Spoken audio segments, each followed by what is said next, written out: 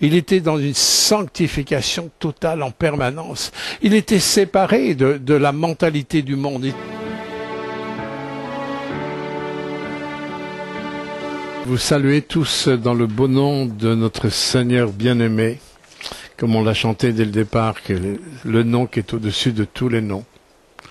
Vous savez, le nom de Jésus résonne dans le monde invisible comme aucun nom ne peut résonner. Pourquoi? Parce que Jésus, il s'est humilié au plus bas du plus bas du plus bas. Et Dieu le Père l'a élevé au plus haut des plus hauts des plus hauts. Jésus s'est humilié complètement pour pouvoir aussi porter toute notre cause devant Dieu et nous racheter pleinement.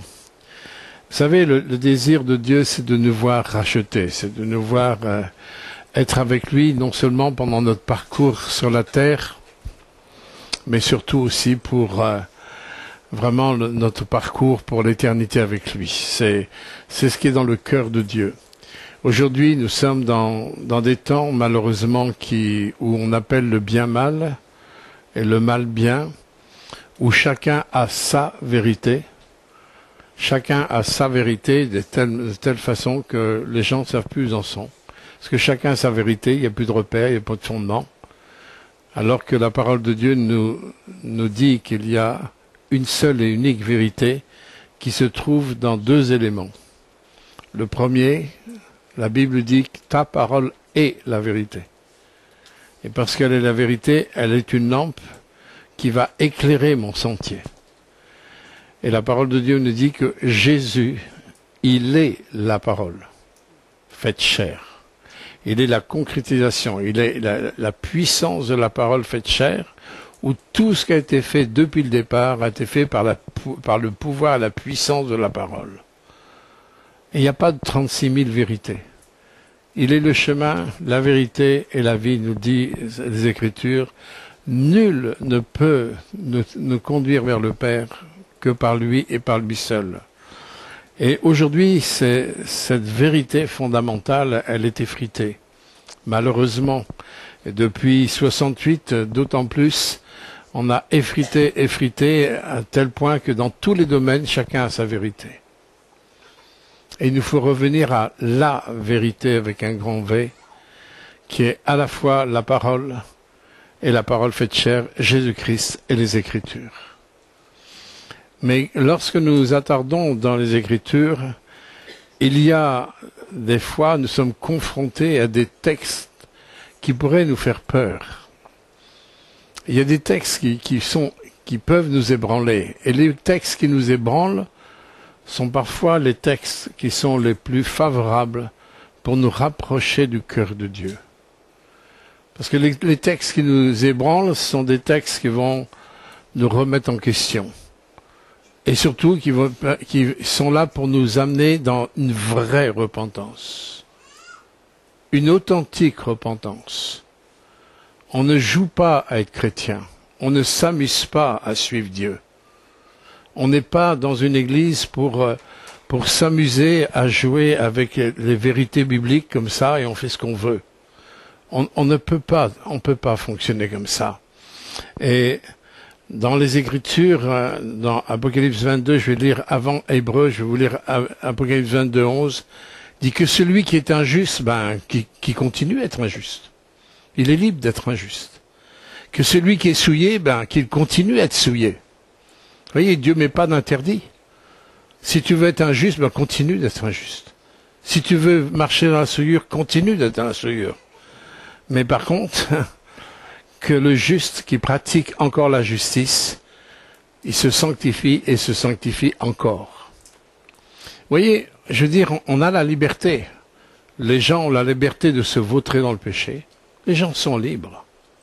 Apparemment libres. Parce qu'en fin de compte, ils sont tenus. Vous comprenez par tous les mensonges que le péché peut avoir avec les conséquences dans la vie des gens. Mais voyez, Dieu, voilà, il nous ouvre la porte. Tu veux continuer à être injuste, sois injuste. Tu veux te souiller, continue de te souiller. Et Dieu ne nous prend pas comme ça au collet pour essayer qu'on le suive. Mais par contre, si tu veux marcher dans ce qui est juste, dans ce qui est droit, continue à marcher dans ce qui est juste, dans ce qui est droit. Et dans Matthieu 24, le contexte est dans un contexte au niveau des temps de la fin. Hein, il dit, parce que l'iniquité se sera accrue, l'amour du plus grand nombre se refroidira. Et combien aujourd'hui il est difficile de faire confiance à une parole qui sort de la bouche d'un homme. Nous sommes dans un monde de tromperie, d'intimidation, où chacun veut arriver à ses fins pour ses propres intérêts personnels. Nous sommes dans un contexte comme ça. Nous sommes dans un contexte où nous avons du mal à faire confiance parce que personne, beaucoup sont plus du tout fiables, sont pas du tout crédibles du tout. Et c'est très compliqué de vivre dans un contexte comme ça où on peut faire confiance à personne. Très compliqué. C'est pour ça que Dieu, au niveau de son Église, et pour ceux qui n'assistent pas au cours du samedi matin, je vous envoie vraiment à écouter les 2 dernières études bibliques sur comment se préparer pour être prêt pour le repas des noces de l'agneau. Parce que tous ne seront pas dans la présence de Dieu.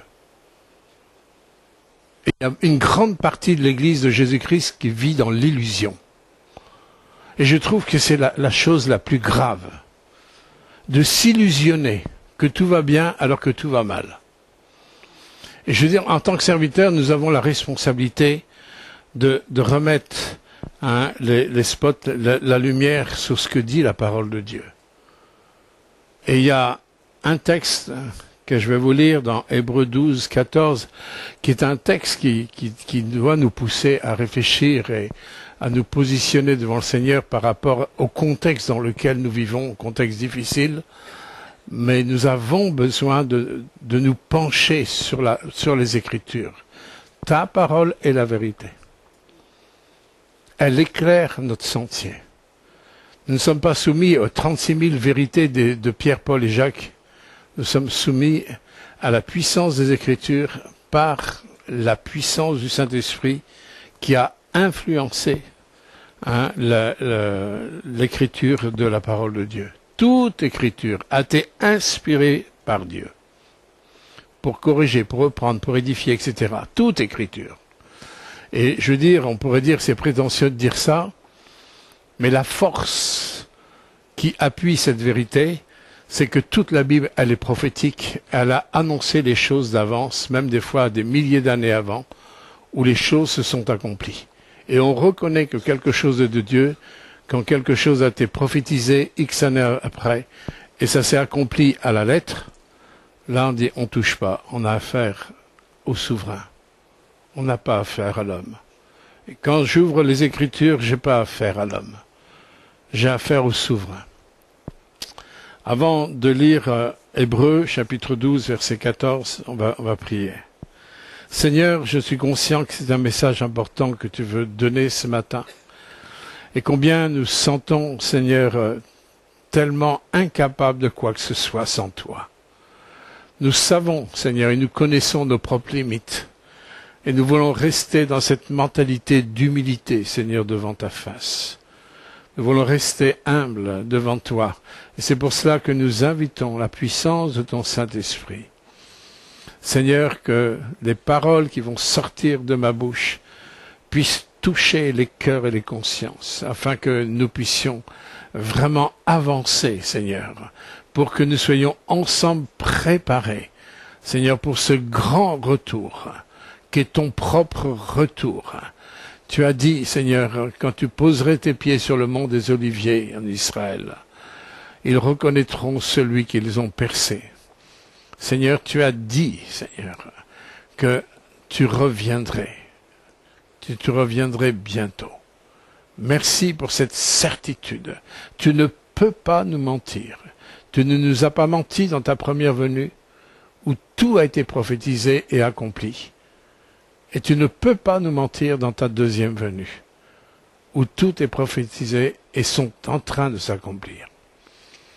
Étends ta main, Seigneur, ce matin, que nous soyons vraiment attentifs et concentrés sur toi. Dans le nom de Jésus, Amen. L'Épître aux Hébreux, chapitre 12. Dieu dit rechercher la paix avec tous et la sanctification.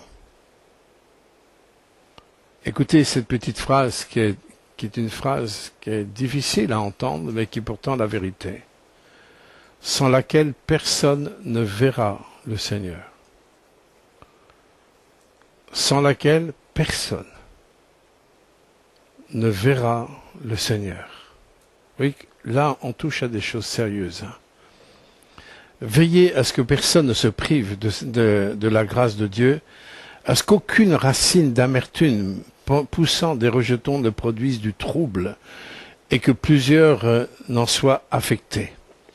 À ce qu'il n'y ait ni débauche, ni profane, comme Ésaü, qui pour un mets vendit son droit d'aînesse.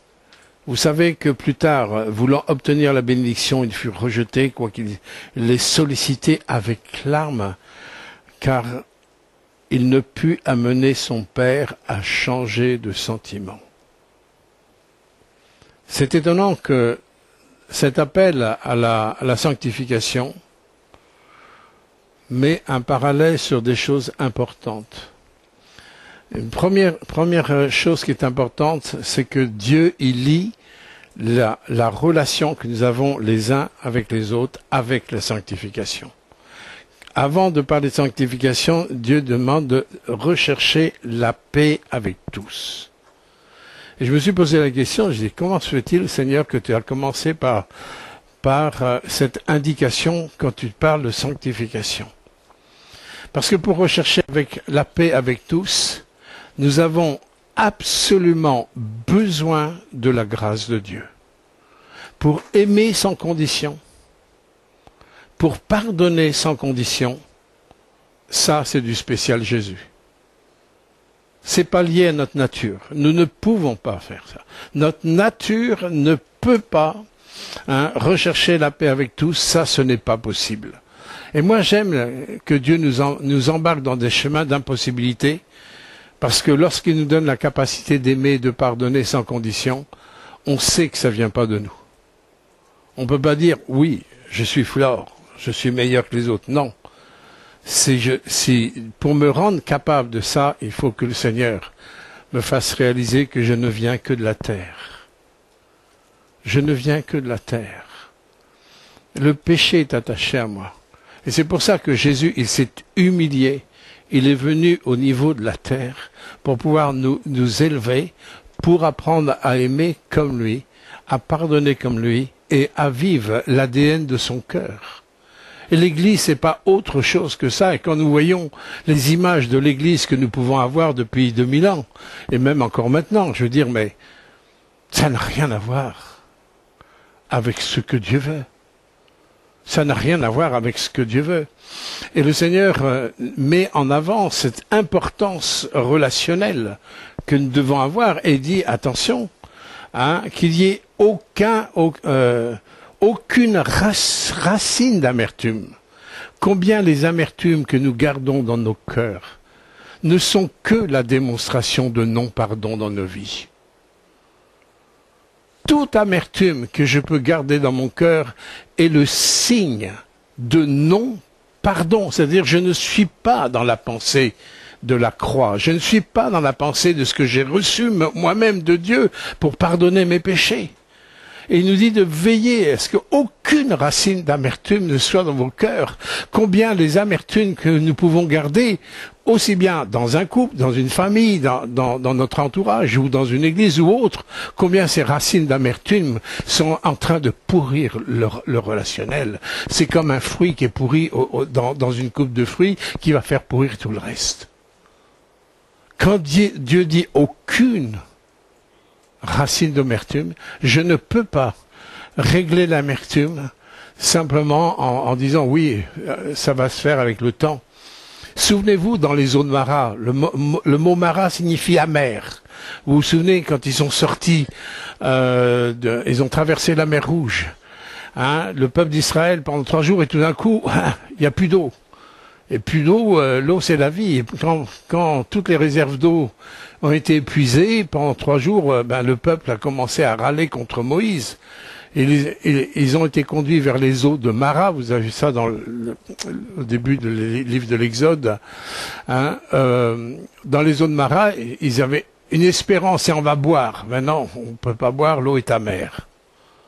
Quand on a soif, qu'on a une espérance, et que cette espérance, quand on la prend, c'est encore de l'amertume, et c'est ce qui arrive quand on essaye de régler nos amertumes par nous-mêmes. On essaye de régler par nous-mêmes avec nos moyens à nous, avec nos raisonnements à nous, avec nos pensées à nous.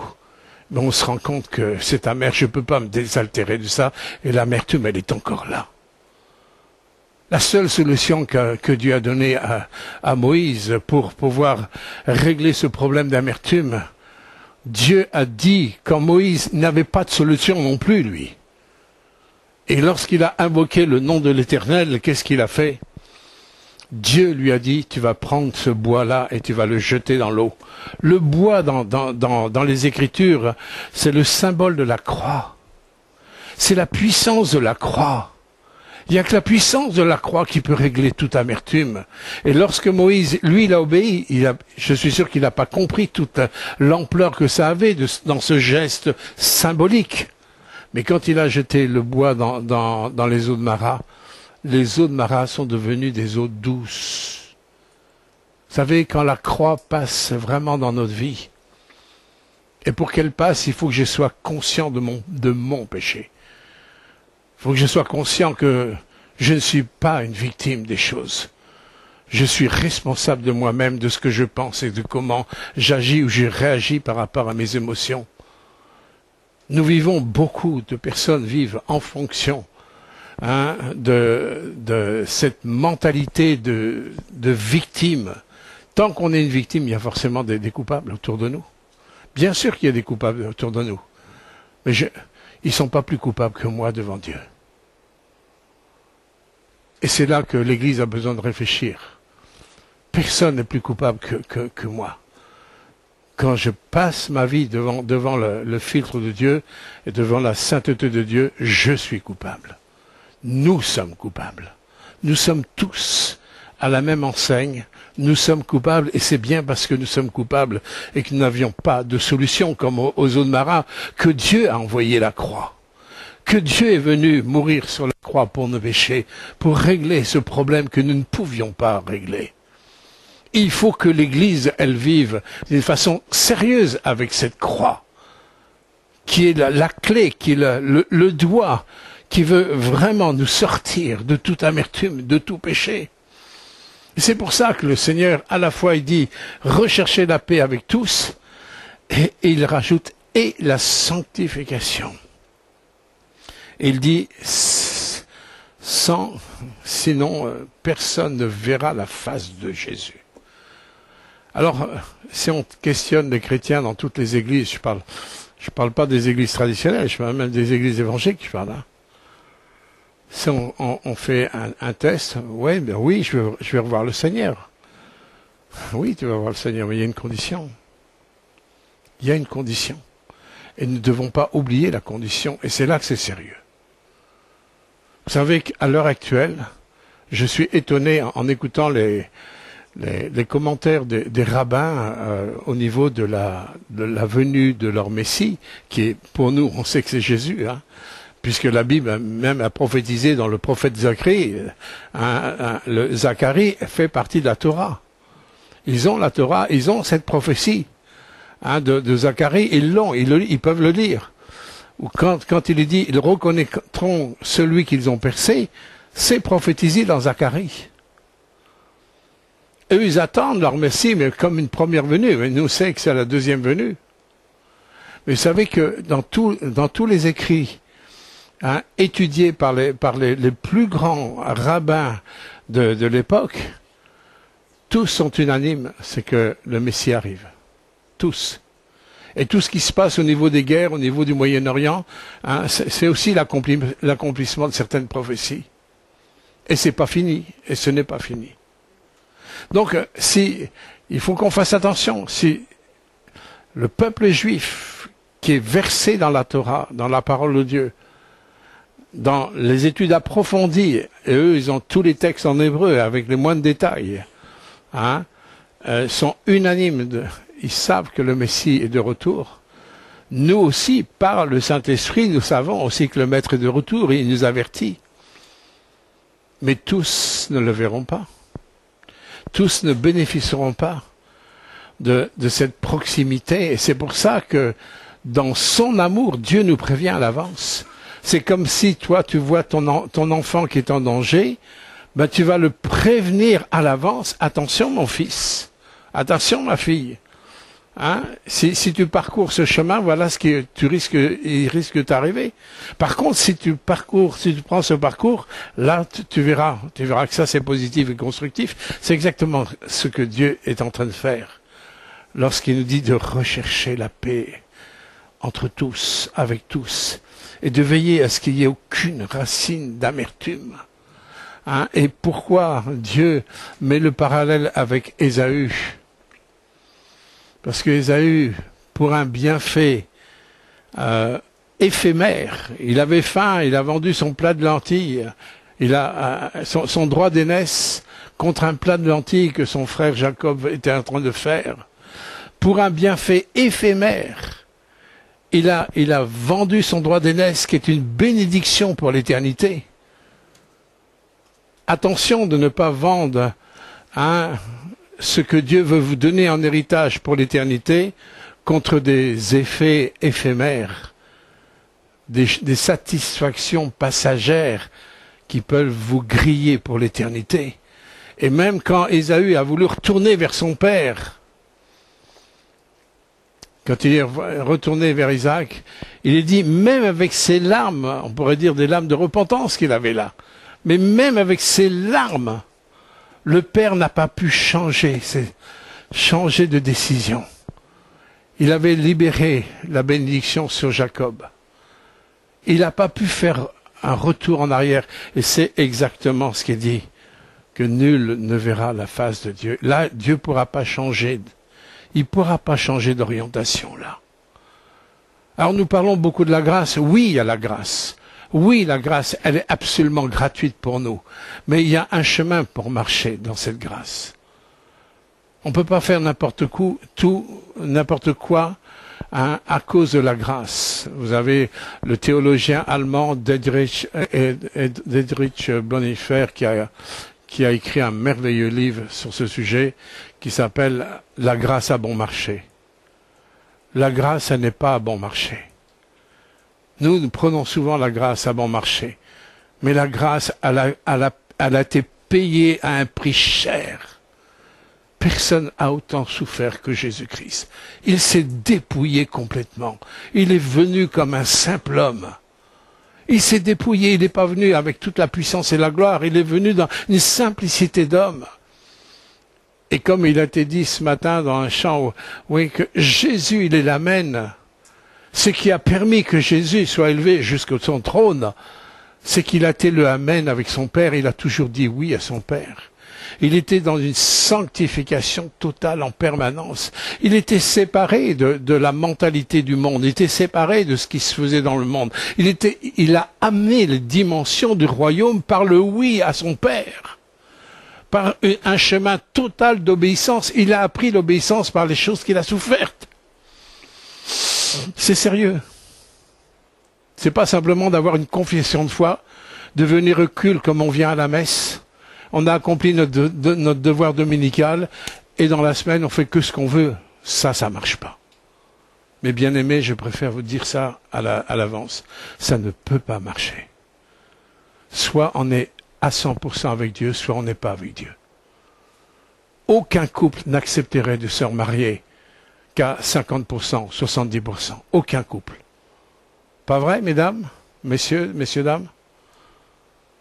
Est-ce que vous accepteriez de vous marier avec un homme ou une femme qui vous dit « Moi, je me marie qu'à 75%, ou même à 90%? » Vous accepteriez de faire une alliance avec une personne comme ça? On accepterait une alliance comme ça?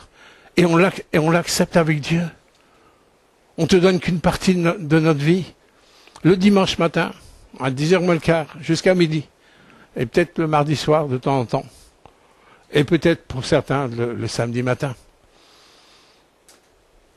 Est-ce qu'on accepterait une alliance qui soit partagée? On ne pourrait pas accepter ça, déjà sur le plan naturel, et on l'accepte avec Dieu. C'est sérieux. Moi, je préfère vous parler avec vérité, avec mon cœur, avec mes tripes, parce que quand je lis ça, rechercher la sanctification sans laquelle nul ne verra le Seigneur, ça suscite la crainte dans mon cœur. Moi, je veux être avec un face-à-face avec Dieu. Mais il y a des conditions. Il y a des conditions. Qu'est-ce que c'est que la sanctification?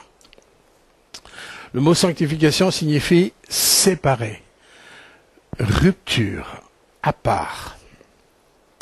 L'effet de la conviction que Dieu me met dans mon cœur par rapport au péché va me pousser à me mettre à part. Quand je reçois la grâce de Dieu pour mes péchés, je reçois son pardon et je suis heureux qu'il me pardonne. Et c'est là tout le sens du baptême. Ouais, on ne peut pas s'engager dans les eaux du baptême si je n'accepte pas d'avoir une coupure avec le péché.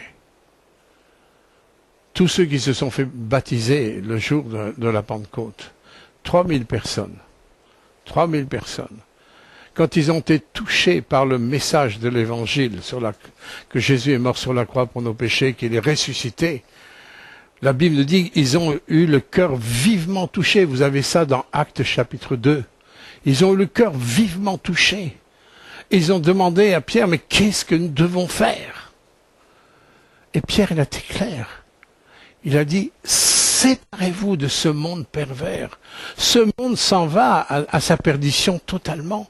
Ce monde s'en va dans un jugement qui est au bout de la route, qu'on le veuille ou non.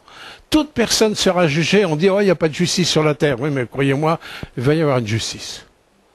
Et ça se prépare. Et même toutes les calamités, on dit, oh, c'est le climat, le climat, le climat. Non, la Bible parle même que Dieu est maître du climat.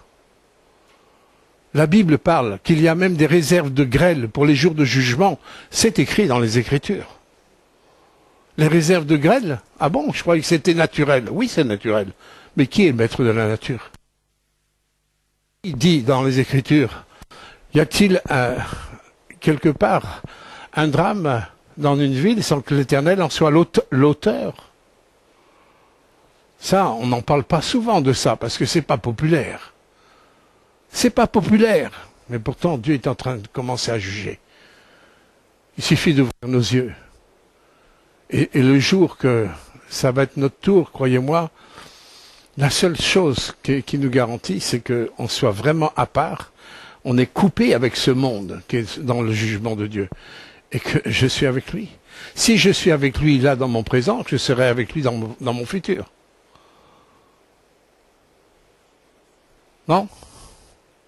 Si aujourd'hui tu es avec ta femme dans le mariage, eh ben, tu as des chances d'être aussi demain et après-demain et après-demain. Avec Jésus, c'est pareil. Si tu marches avec Jésus aujourd'hui, et que demain tu marches aussi avec Jésus, et qu'après-demain tu marches aussi avec Jésus, le jour où tout s'arrête, tu seras encore avec Jésus. Parce que lui, il t'emmène sur son trône. Lui, il t'emmène dans la félicité céleste. Lui, il t'emmène dans cette demeure dont il nous a promis, je m'en vais vous préparer une place, et si cela n'était pas, je vous l'aurais dit, et il ne peut pas sortir un mensonge de la bouche de Jésus. Quand on voit tout ce qui a été annoncé et qui a été tellement accompli avec précision, c'est sérieux, mes bien-aimés. On ne peut pas attendre demain, après-demain, c'est tout de suite où j'en suis avec Jésus, là, aujourd'hui. Nul ne sait si ce soir on sera vivant. Vous le savez, vous? Moi, je ne sais pas. Dieu ne m'a pas révélé que ce soir je serai encore vivant, j'en sais rien. Et c'est important d'y penser. Je me souviens d'un vieux serviteur de Dieu qui disait, sur la terre, il faut qu'on ait nos bagages faits, qui soient préparés pour l'éternité. Beaucoup de gens se tracassent pour des choses qui sont purement éphémères. Et croyez-moi, plus on vieillit, plus on se rend compte qu'on s'est cassé la tête pour des choses qui sont que des clopinettes, qui ne font que de passer, que de passer, que de passer. alors que les choses célestes sont pour l'éternité. Et là, on ne se préoccupe pas. On verra bien après. Non, on ne verra pas après. Parce que là, pour l'après, c'est trop tard. Il est donné à l'homme de mourir une seule fois. Après quoi vient le jugement. C'est clair. Dieu ne nous a pas menti. Et on n'est pas là pour simplement remplir une salle et faire un bon culte ensemble. On n'est pas là que pour ça. On est là parce qu'on est un corps constitué par notre foi en Jésus-Christ. Et ce corps, il est là pour qu'il puisse se mouvoir dans cette société, pour que cette société, elle puisse savoir qu'elle est aimée par celui qui est mort sur la croix pour elle. Mais si nous sommes tout le temps tournés, comme disait Jérémie, vers le mur des lamentations, on n'en voit que le mur. Et Dieu sait qu'il y a des petits papiers dans les joints des pierres du mur, quantité de petites prières, tout ça. Mais c'est vrai, si on a le nez sur le mur de lamentation, on voit pas grand-chose. Il faut qu'on prenne du recul. Le recul, c'est que je suis moi-même éphémère sur cette terre. Le recul, c'est que ce soir, ma vie peut se terminer. Ça peut être la vérité pour certains. Le recul, c'est d'être conscient que tout m'a été donné. J'ai un héritage en Jésus-Christ. Il y a une dimension de grâce en Jésus-Christ. Oui, mais pas pour que je fasse n'importe quoi. Et pas pour que je suive n'importe quoi. Donc, il y a cette notion pour la sanctification, cette notion de coupure, de séparation. S'il n'y a pas eu de coupure, de séparation au niveau de ton cœur pour être déterminé à suivre Jésus, coûte que coûte, quand je pense que certains, dans les pays où ils sont persécutés, c'est au prix de leur vie parfois qu'ils choisissent Jésus-Christ. C'est pour ça que l'Église persécutée, elle a toujours été forte, parce que leur oui a du poids. Nous, c'est oui, mais on verra bien, oui, mais il y a d'autres choses plus intéressantes, etc. De quoi je me nourris? Jésus nous a dit, dans Jean 4,34, que sa nourriture à lui, il avait une nourriture. Il dit que sa nourriture, c'est de faire la volonté de mon Père. Jésus, il n'avait qu'une nourriture.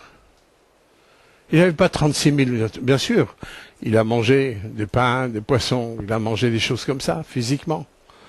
Mais je veux dire, au niveau de son esprit, au niveau de son âme, il se nourrissait de quoi?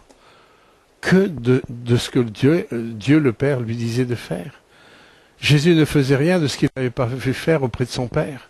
Et nous, qu'avons-nous vu faire auprès du Père?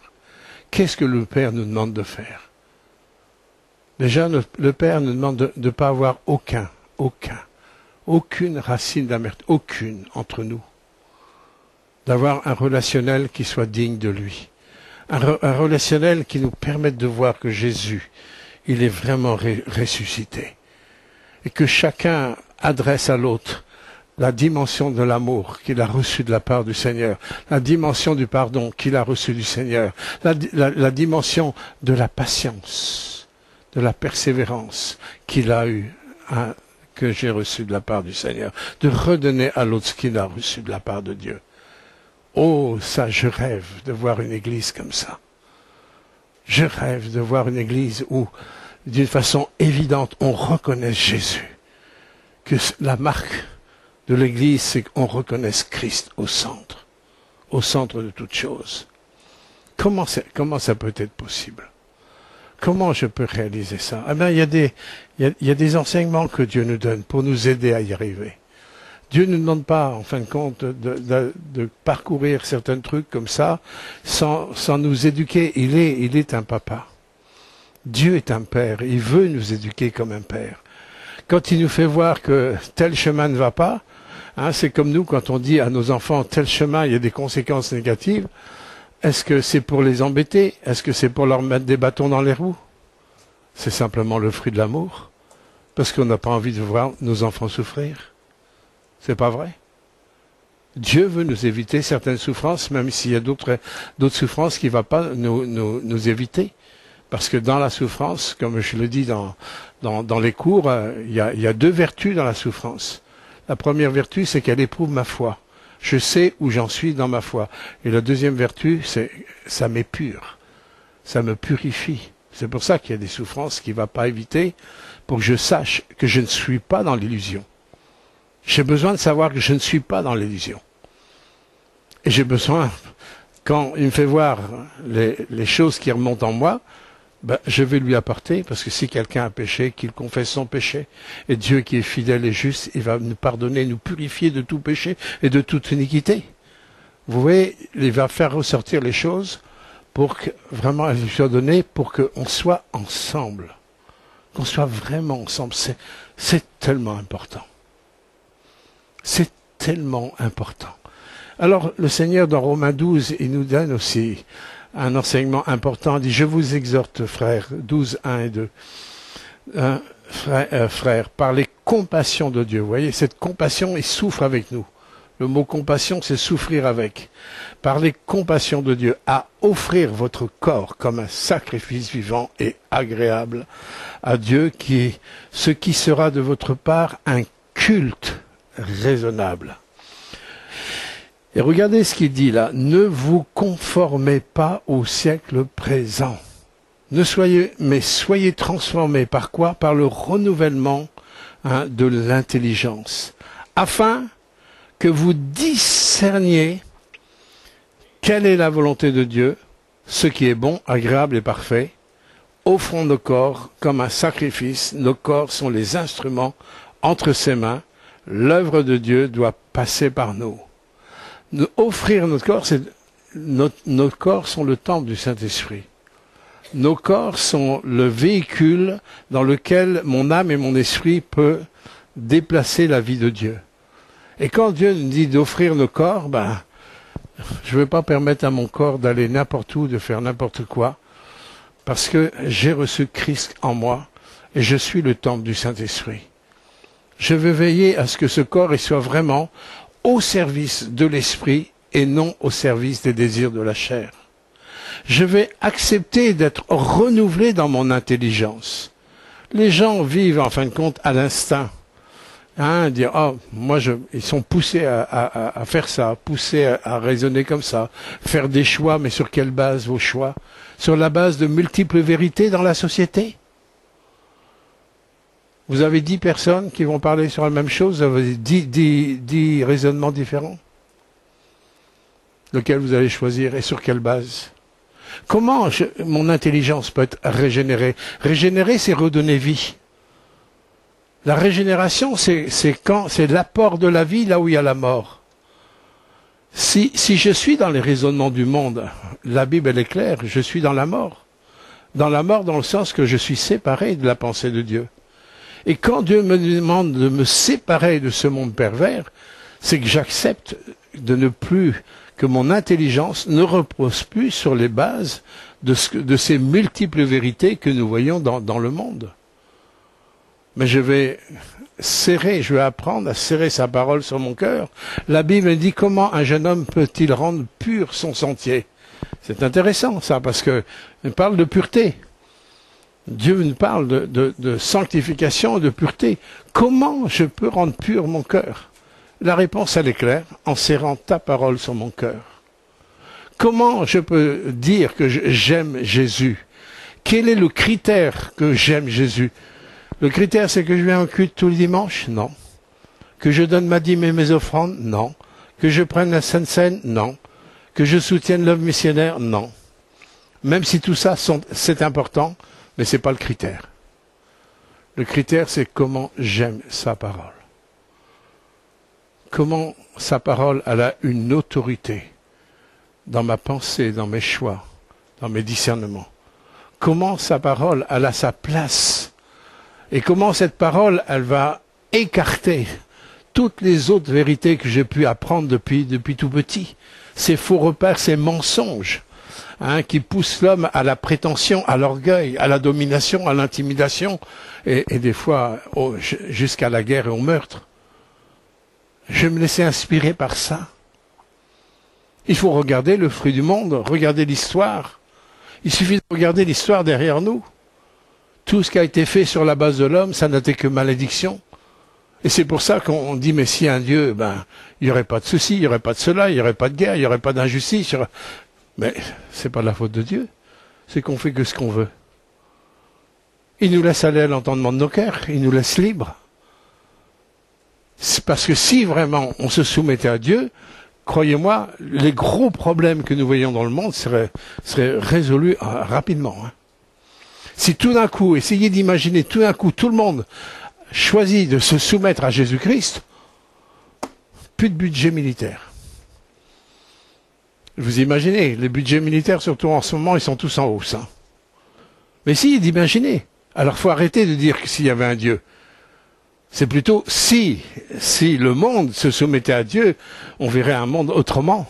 Mais c'est que le monde est soumis qu'à lui-même, et forcément, en étant soumis à lui-même, il est soumis aux puissances destructrices de l'adversaire, qui est un menteur, qui est un destructeur, qui est un voleur de vie, un voleur de paix, un voleur de joie.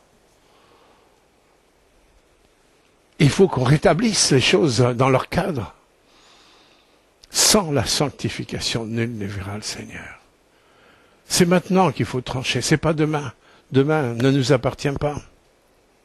Alors, quand le Seigneur nous dit d'offrir nos corps en sacrifice, vous remarquerez que là, Dieu nous demande une collaboration. C'est pas Dieu qui va, lui, vous prendre par la peau du dos et pour que vous puissiez offrir vos vies en sacrifice à Dieu. Non, Dieu va pas faire ça. Il vous fait voir le panneau indicateur. Comme pour venir ici, vous avez suivi des panneaux indicateurs, même si vous connaissez la route, quoi. Mais pour pouvoir aller à la bonne destinée, il faut suivre les panneaux indicateurs. Dieu nous donne les panneaux indicateurs, mais tu suis ou tu ne suis pas. Tu fais ou tu ne fais pas. Et ensuite, les conséquences, Dieu n'est absolument pas responsable. Dieu est vos collaborateurs avec lui. Notre oui est une collaboration. Notre détermination, à travers mon oui, je vais mettre une action qui est liée à mon oui. Comme une femme qui va se marier avec un homme, si elle lui dit oui, à partir du oui, ben, ils sont liés ensemble pour la vie, pour construire quelque chose ensemble. Et quand je dis oui à Dieu, je t'offre ma vie véritablement, oui, là, ça va être une vraie conversion. Et qui dit conversion, qui dit coupure, dit circoncision. Et je vous rappelle que ce qui faisait le peuple de Dieu dans l'Ancien Testament, dans la Torah, c'était la circoncision dans la chair, qui était, en fin de compte, une vue de cette circoncision dans nos cœurs, dans notre chair intérieure, dans notre âme, où il doit y avoir une circoncision. Le drame dans les églises, c'est qu'il y a de multiples adhésions. On adhère, parce que c'est pas mal, c'est sympa d'être aimé, d'être entouré, d'être porté, c'est sympa. Mais attention, Dieu cherche des cœurs qui ont été offerts volontairement. C'est normal que le Seigneur dit nul ne verra le Seigneur si je suis que dans une adhésion. Parce que si je suis dans une adhésion, déjà dans mon présent, je ne vois pas Dieu dans ma vie de tous les jours. Je vois la grâce de Dieu qui est autour de moi. Je vois des fois des bénédictions qui sont autour de moi, comme Dieu qui dit qu'il fait pleuvoir sur les justes et sur les injustes.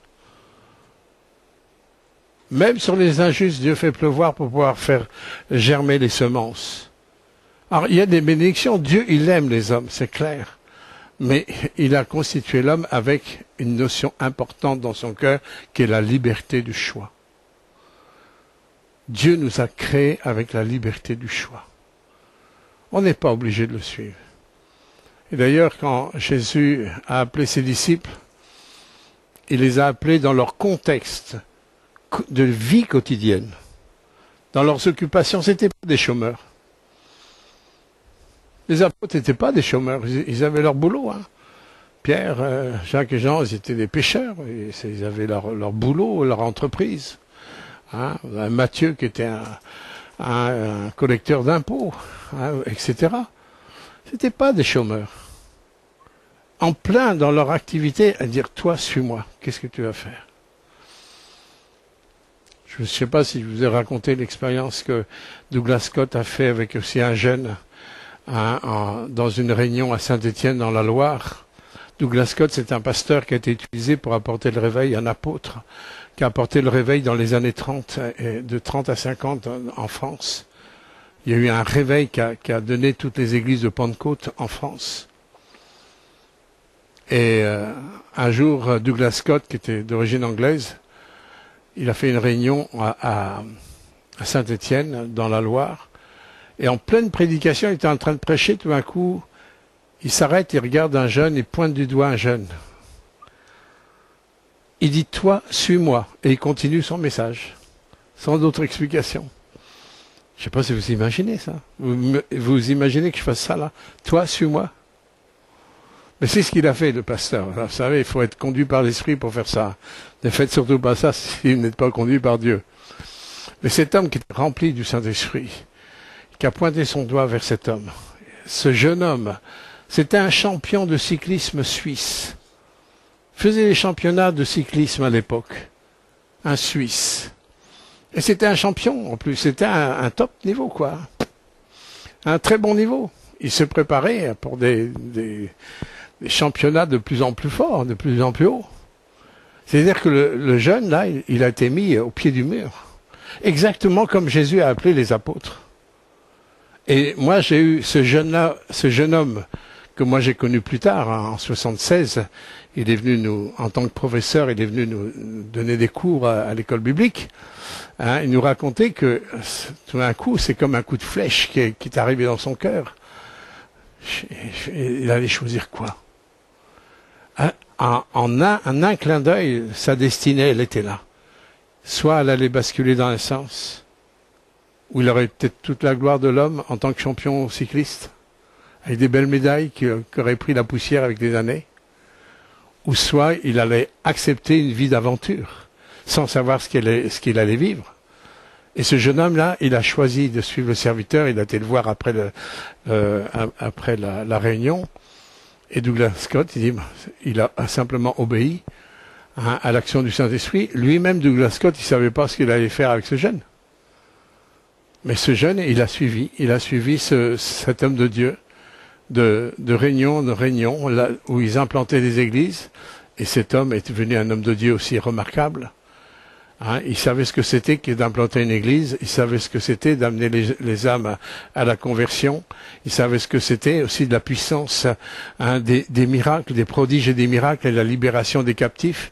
Et il a été ensuite pasteur à Lausanne pendant des années jusqu'à temps qu'il rejoigne le Seigneur.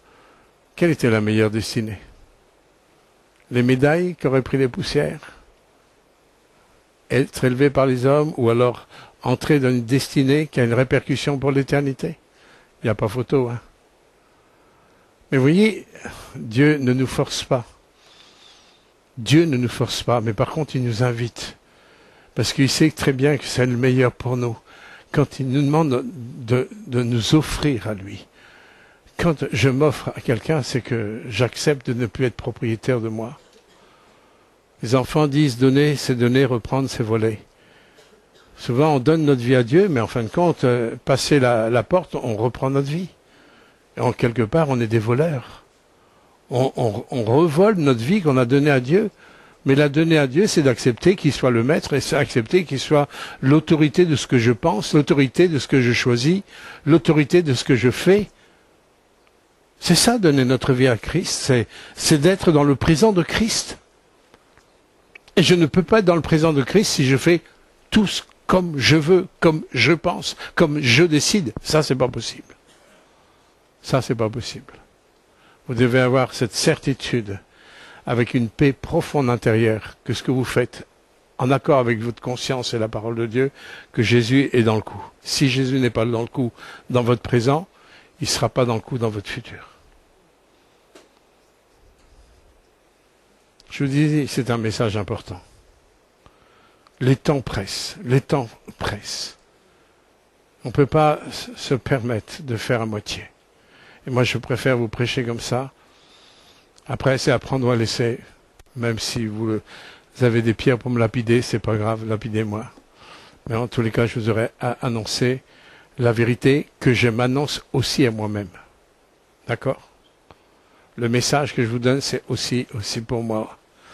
Donc le Seigneur nous invite à nous offrir totalement et à se nourrir.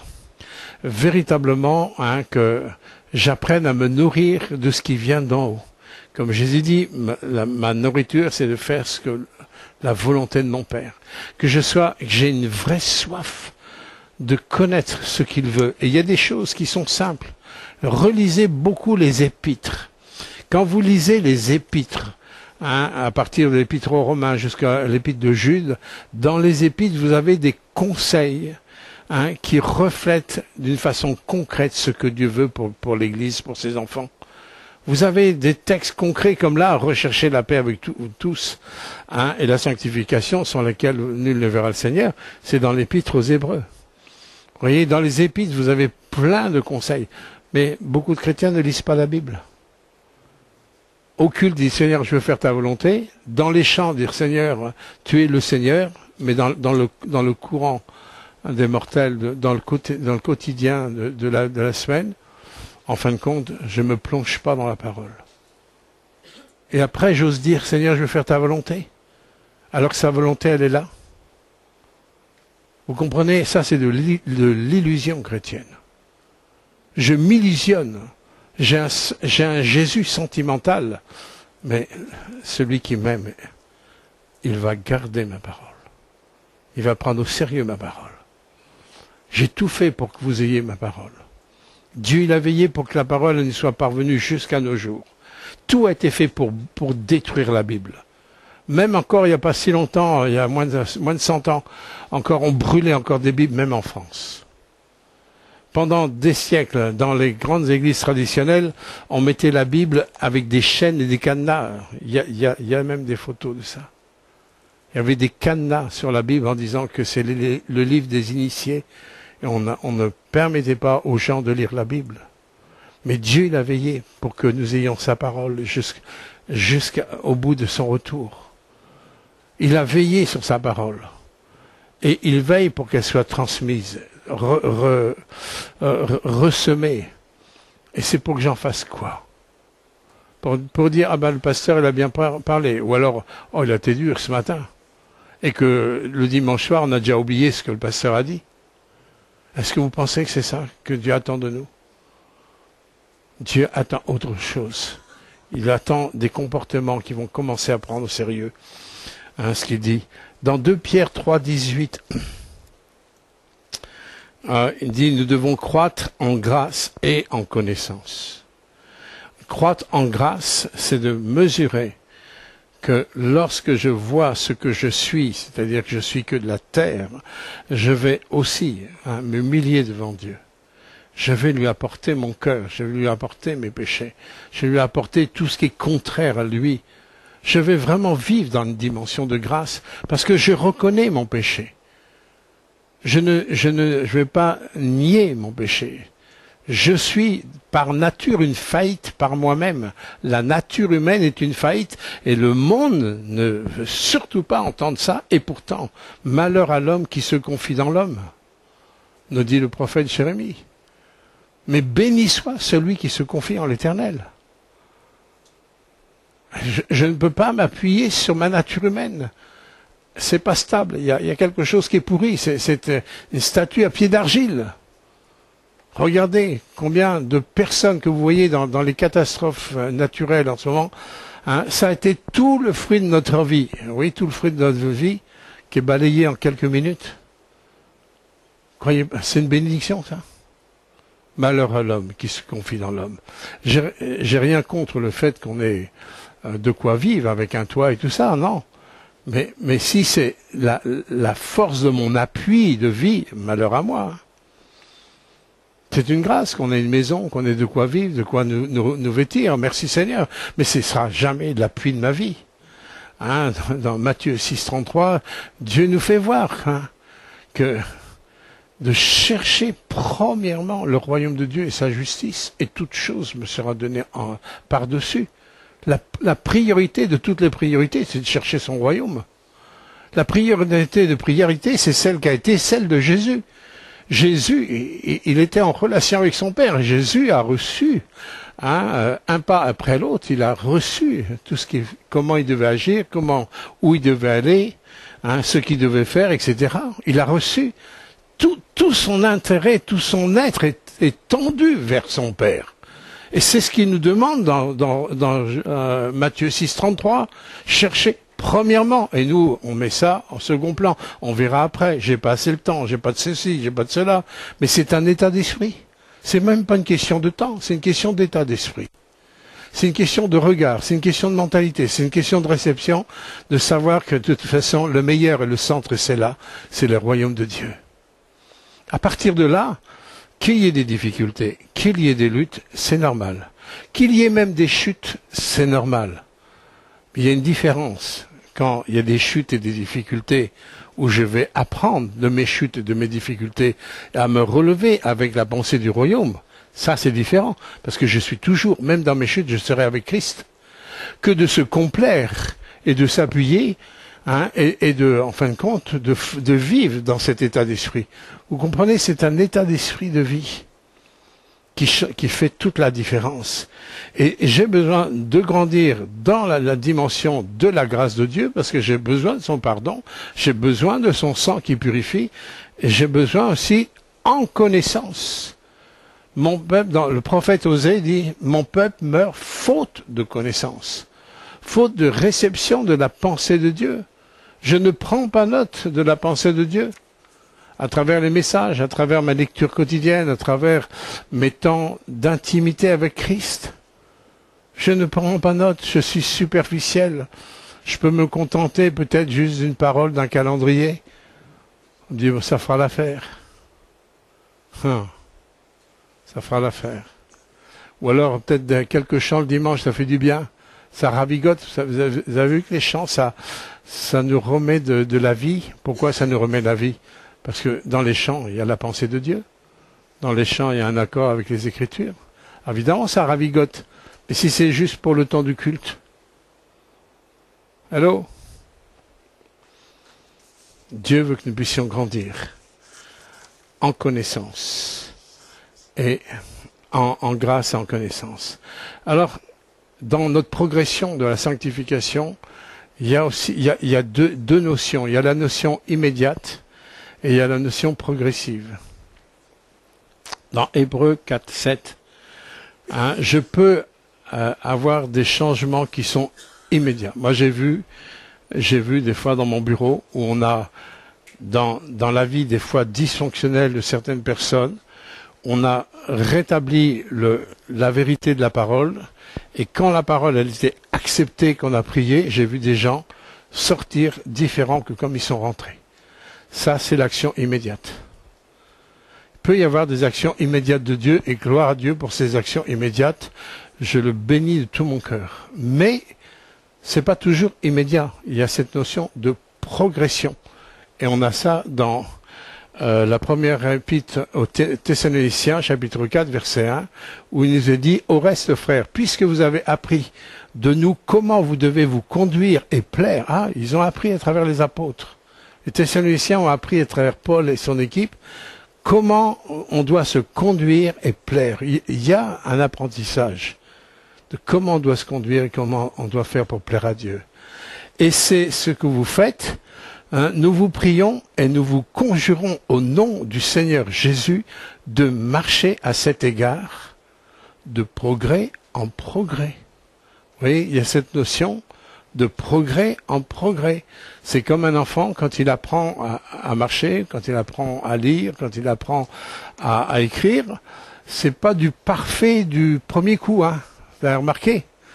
Même quand on essaye de marcher, on se prend quand même des belles gamelles, Lorsqu'on apprend à manger, des fois on loupe la bouche, il y en a partout, etc. Lorsqu'on commence à lire, on hésite, on hésite sur chaque mot.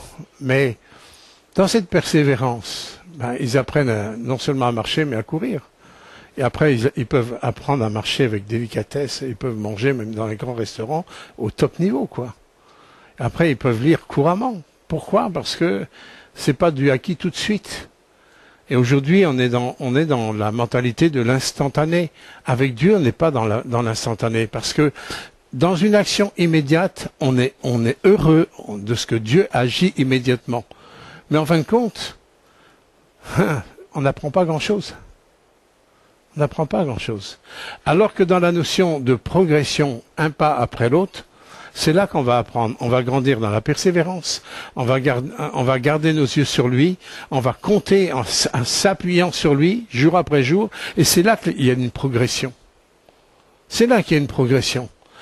Et nous avons des exemples. Dieu nous laisse des exemples. Moi, je suis des fois étonné que on ne prenne pas les exemples des aînés au niveau de la prière. Quand on entend les aînés prier, on ne prend pas d'exemple. On ne prend pas d'exemple sur les choix des aînés, qu'on fait des choix selon la parole de Dieu, selon la conduite de Dieu. On n'a pas pris exemple sur la foi des aînés. Moi, je bénis Dieu de ce que j'ai eu des aînés qui étaient vraiment des hommes de foi. Je pense à Jean-Louis Jaillet. Je bénis le Seigneur. Des hommes aussi qui ont été d'une profondeur d'intimité avec Christ, comme Louis Reynaud. Heureusement que j'ai pris d'eux. J'ai pas honte de dire oui, j'ai pris d'eux aujourd'hui. Et ce que j'ai pris d'eux, ça m'a permis de marcher de progrès en progrès, de victoire en victoire. Et aujourd'hui de bénir des quantités de personnes d'une manière ou d'une autre, sous une forme ou sous une autre. Mais si vous continuez simplement à fonctionner selon vous-même, vous restez devant votre mur de lamentation, selon l'image de ce matin. Et on va pas très loin comme ça.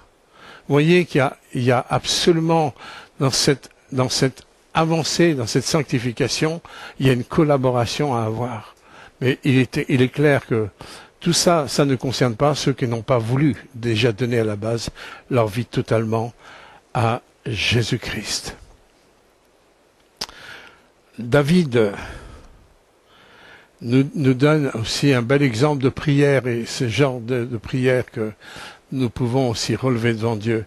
C'est dans le psaume 51, verset 10, où il dit « Crée en moi un cœur pur et mets en moi un esprit bien disposé. » Vous voyez, David, là, c'est suite à son péché avec Bathsheba, parce que non seulement il a commis le péché d'adultère, mais après de la manipulation, du mensonge et du meurtre, je veux dire, vraiment, il pouvait pas faire pire.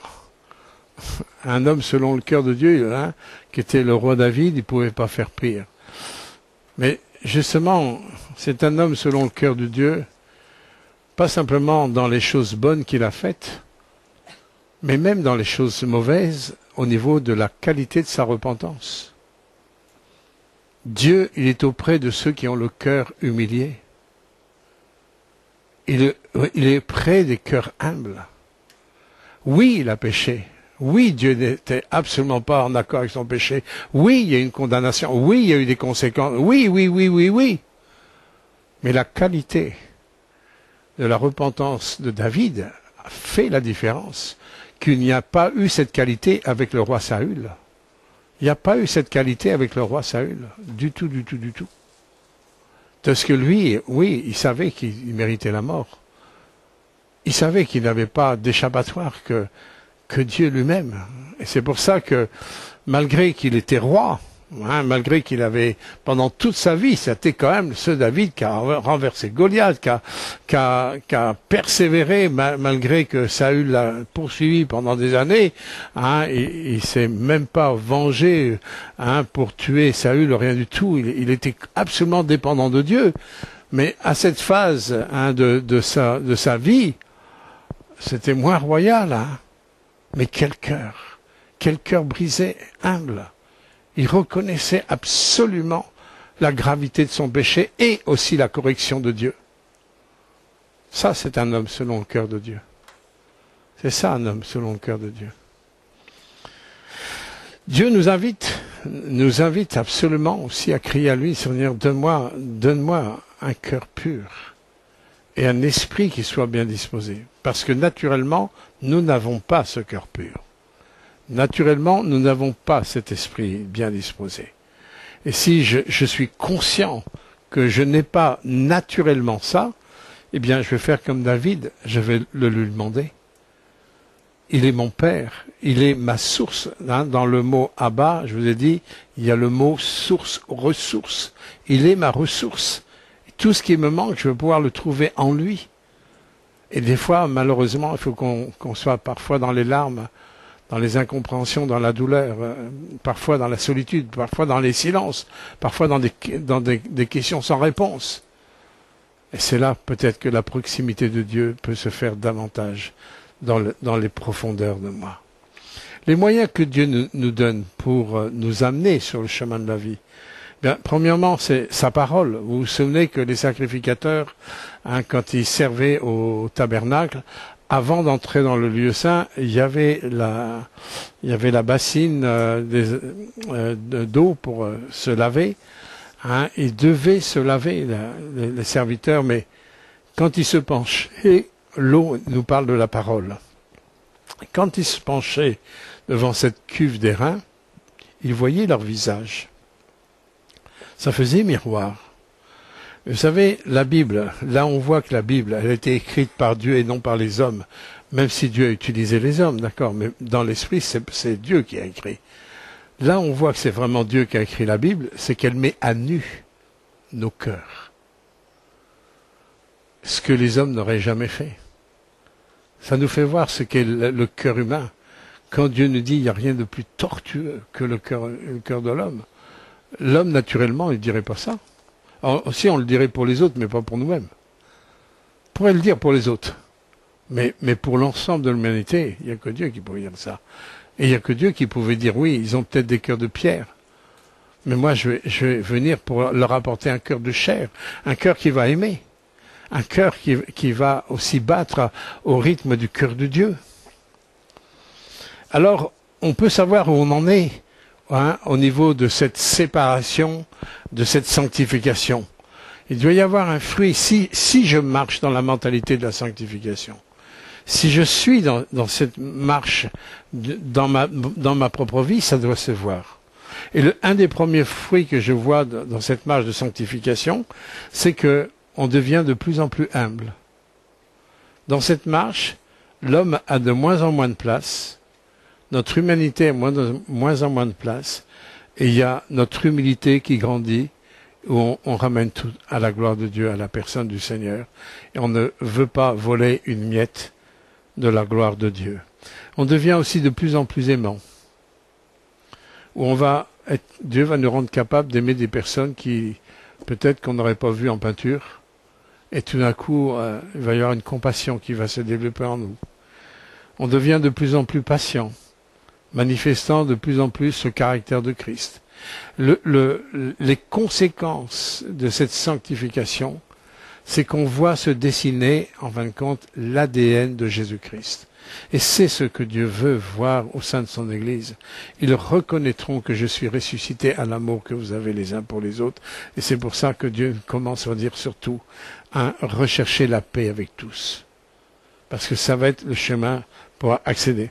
Tout cela, peut-être humainement, ça peut être décourageant parce que on dépeint le côté négatif de l'être humain. Ça peut être décourageant. Mais le côté encourageant, c'est justement si j'accepte de m'offrir totalement à Christ et de marcher dans ce chemin-là. Il y a une chose qui va se développer en moi, c'est que j'apprends à le connaître. Un peu comme Job qui dit « Ah, jusque maintenant, j'avais entendu parler de toi. » On peut avoir entendu parler de Jésus. Jésus, ça peut être ceci, ça peut être cela.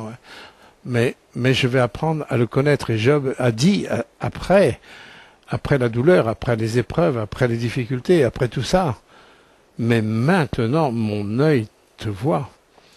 Et Dieu veut nous amener à cette dimension que nous puissions, même notre œil intérieur, de voir le Seigneur en toutes choses, dans les détails de ma vie, dans mes pensées, dans mes paroles, dans mes écoutes, dans mes actions, dans mes choix, etc., etc. Maintenant, mon œil te voit. Dieu veut qu'on apprenne déjà dès ici-bas à le connaître. Et je vous fais remarquer que le connaître, c'est la chose la plus importante. C'est même plus important que de faire des choses simplement pour Dieu. Là, je vous ramène à cette parole où quand des serviteurs qui ont chassé les démons, guéri les malades et tout ça, et je n'ai rien contre chasser les démons, je n'ai rien contre la guérison des malades. Au contraire, on le prêche et on prie pour ça. Mais s'il n'y a que ça, il manque quelque chose. Parce que Jésus peut dire à des gens comme ça, mais je ne vous ai pas connu. Et ça aussi, ça fait partie des textes qui doivent où on doit mettre pause là. Il faut mettre pause. Ah, ils ont chassé les démons en ton nom, guéri les malades en ton nom, et tu dis, tu les as pas connus? Pause. Là, Seigneur, il faut réfléchir là. Et c'est exactement pareil. Chercher la sanctification sans laquelle nul ne verra le Seigneur. Pause. Parce que c'est grave. Et dans ce chemin dont je vous ai parlé là ce matin, c'est un chemin qui va nous apprendre à le connaître et à se laisser connaître par lui. On va le connaître, on va se laisser. Beaucoup de personnes, beaucoup de chrétiens veulent, vous voyez, dans la relation, on veut être aimé par les autres. Ouais, mais parce qu'on souffre des fois tous, d'une manière ou d'une autre, de manque d'amour. Mais le problème, c'est pas d'être aimé par les autres. C'est moi comment j'aime les autres. La vraie question, elle est là. Je suis pas responsable de comment une personne gère sa vie. Qu'elle m'aime ou qu'elle m'aime pas, c'est pas mon problème, c'est son problème devant Dieu. Mais moi, mon problème à moi, c'est pas d'être aimé par les autres. C'est comment, moi, je dois aimer les autres. Et là, on renverse. On n'est plus dans une mentalité de victime. Et tant que je reproche aux autres tout ce que j'ai pas, je suis dans une attitude de victime. Et du coup, je suis pas responsable de mes propres problèmes. Alors, quand je suis devant des manques avec des réactions intérieures, Dieu veut me mettre devant ma responsabilité personnelle pour que des choses se règlent à l'intérieur, pour pouvoir apprendre à le connaître. Et du coup, je suis plus en victime, mais je suis en responsable.